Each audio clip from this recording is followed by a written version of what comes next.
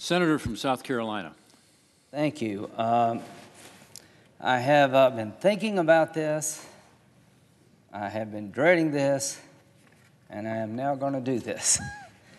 To all of my colleagues who have gone before me, you have done right by our friend, Senator McCain. The family appreciates all the good words, the kindnesses, the anecdotes that have come their way. This is a tough time for the family.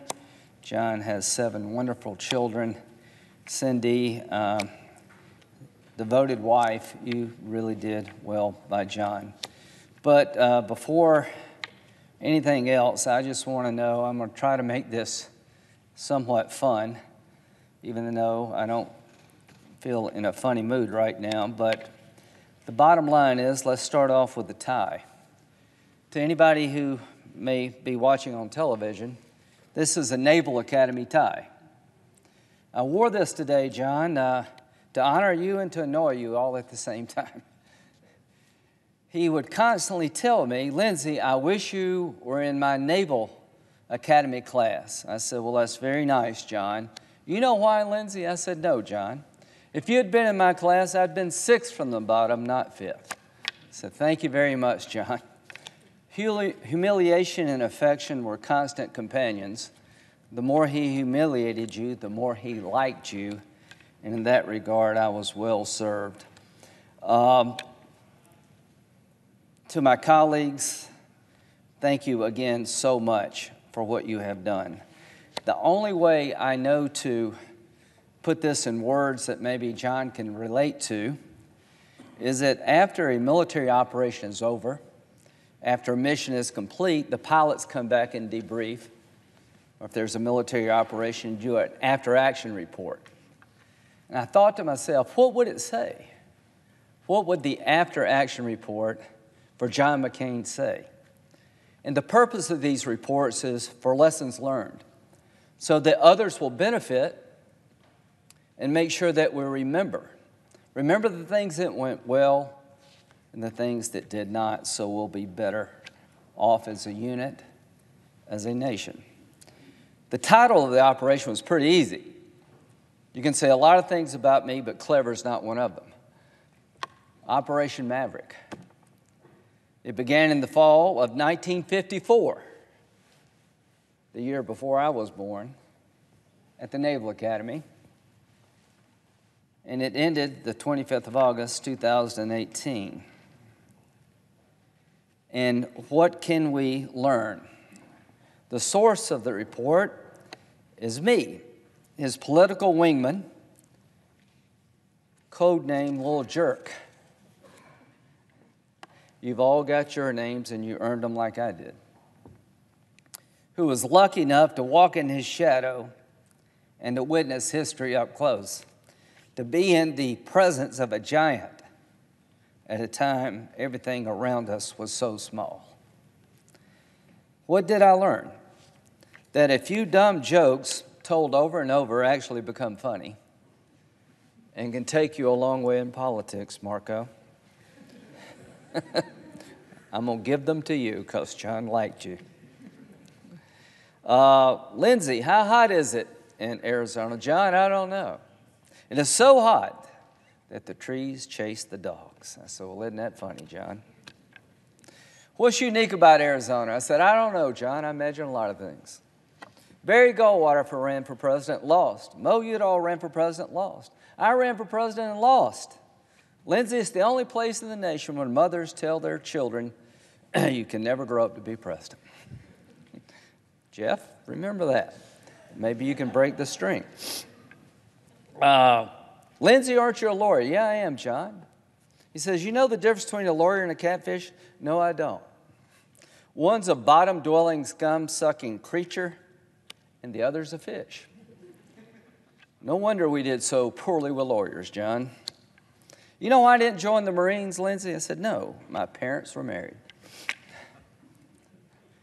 I'm going to miss these dumb jokes. What else did I learn? I learned how to fight a lot. Everything and everybody. I learned how to forgive and from him I saw how to heal. On the fighting side, I learned that the captured warrior who was tortured became the statesman who forgave and healed a relationship between his former adversary and our nation. I went to the Hanoi Hilton. It's one of the highlights of my life with a John. It's now a museum, and we're the bad guys because they get to write how the museum reads. I remember being in front of his cell, and you can see the wheels turning and the memories coming back. And as we walked forward, surrounded by a bunch of handlers, and John McCain was Elvis in Vietnam. It was the most amazing thing in the world, how people adored him in Vietnam. I saw a bunch of photos on the wall of the prisoners playing volleyball, sitting in the sun with sunglasses on. I said, John, must have not been that bad after all. And he said, with a wry smile, I don't remember it this way, which allowed us to get out of Vietnam. I remember him embracing a war that nobody wanted to talk about because he understood what it would cost to lose it. I remember him supporting the surge when everybody was willing to get out of Iraq because they were so tired of it and saw no way forward. I remember the fighter. I remember the 2008 campaign when in 2007, John McCain was fifth in a four-person race. Written off as politically dead, no money, the Straight Talk Express had no wheels. I had a shared determination after a visit to Iraq where General Petraeus allowed him to talk in July to 600 people who are going to re-enlist in a war that they did not have to continue to fight, and about equal number were becoming citizens because they were fighting for their country and had expedited citizenship. 2 empty chairs in the front with boots. And John asked, what is that all about? 2 didn't make it to the ceremony, but they were given their citizenship that day. I remember about 2,000 soldiers wanting a photo, and every one of them got it. I remember it being so hot I couldn't breathe, but we stayed anyway. I remember coming back and getting the nomination only to lose. I remember that night very well. He had wanted to be president. He was prepared to be president, but it was not his to have. And I remember above all else, the speech he gave that night. John taught us how to lose. When you go throughout the world, people remember his concession speech as much as anything else. There are so many countries where you can't afford to lose because they kill you. And John said that night, President Obama is now my president. So he healed the nation at a time he was hurt. I learned that serving a cause greater than yourself hurts. Anybody in the military can tell you the risk you take. He couldn't put his jacket on. He couldn't comb his hair because he got hurt serving a cause greater than himself.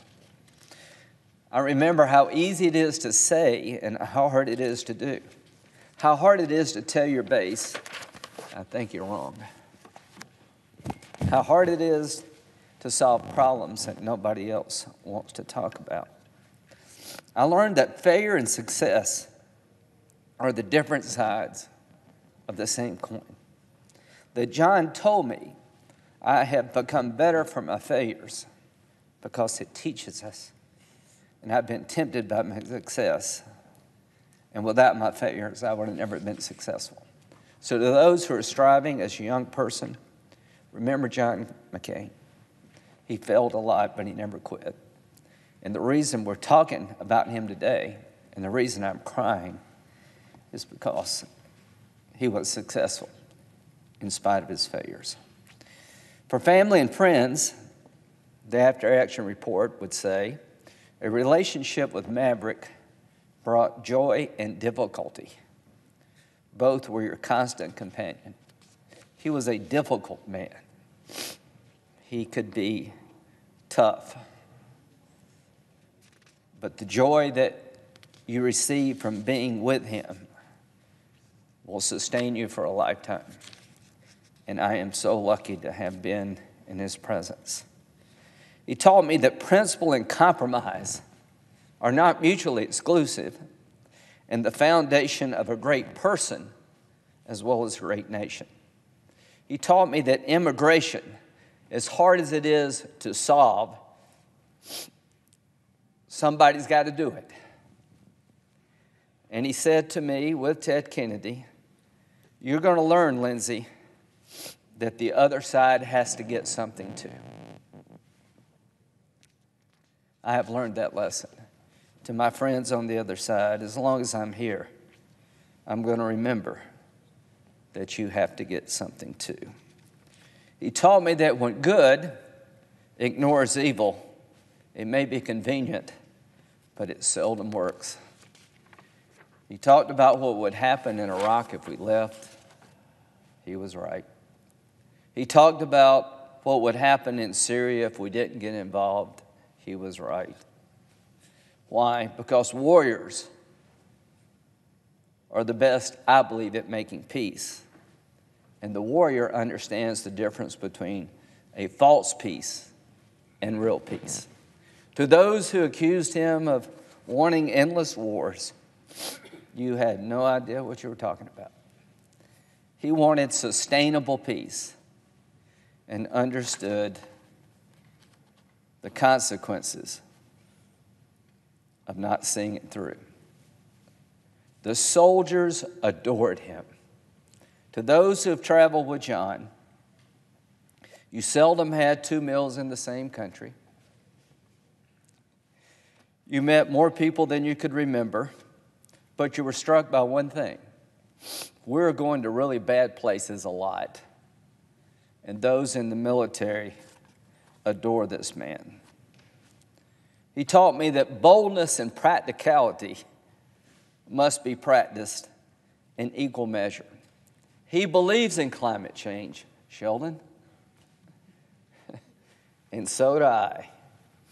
But there's a practical streak about John that I think made him very successful, because he told me time and time again, you have to let people catch up with you.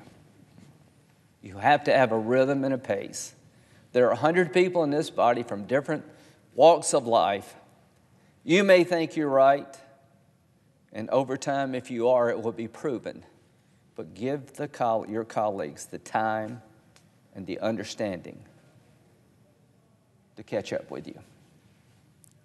He taught me that honor and imperfection are always in competition. I do not cry for a perfect man. I cry for a man who had honor and always was willing to admit to his imperfection. If you're thinking about getting in politics, the one thing I would ask you to look at when it comes to the life of John McCain, that it's okay to tell people, I screwed up. I got this wrong. I want to make it right. Honor is, in my view, doing the right thing at your own expense. And he did that time and time and time again. He taught me that life without passion and love is a sad life. He had a happy life. He had 10 lives. He was involved in 5 aviation accidents. If we sent John a bill for all the planes that crashed, he could never pay it off. He lived life to its fullest. He was often disappointed, but he was never deterred from getting back up and going at it again. Love, not a word often associated with Senator McCain,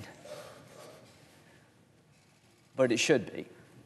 Because if you were loved by him, you knew it. You were loved with all your faults. And I was lucky to have been loved by him.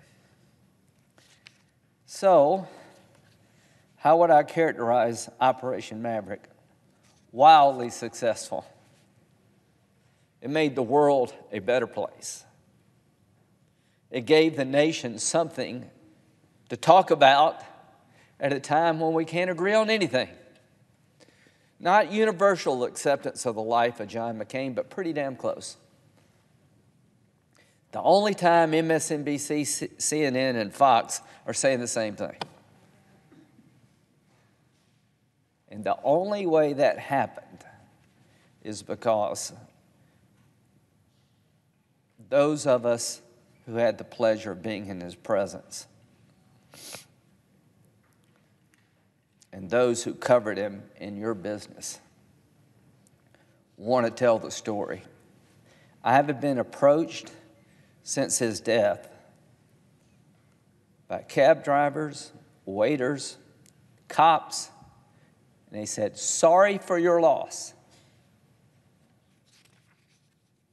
My name is Graham, not McCain.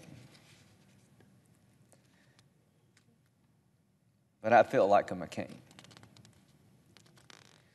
I don't know if I've earned that honor, but I feel like it.